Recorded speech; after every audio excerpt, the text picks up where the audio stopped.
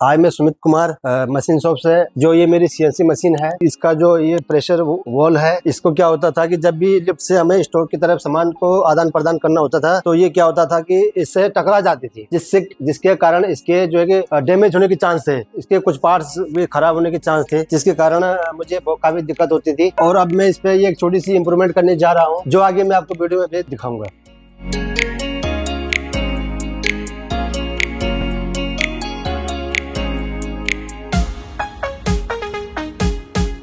आप देख सकते हैं कि मैंने इसकी जो जगह थी ऊपर शिफ्ट कर दिया है, जिसके कारण अब हम आसानी से सामान को इधर उधर ले जा सकते हैं और इसके जो है डैमेज होने के चांस खत्म हो गए हैं। और दूसरी बात ये है कि इसका जो डस्टिंग होती थी उसके लिए मैंने ये कवर बना दिया है, और इसको हम कभी भी अगर इसके अंदर जो सफाई करनी होगी तो इसको हम हटा के इसको साफ करके फिर दोबारा इसको कवर कर सकते हैं।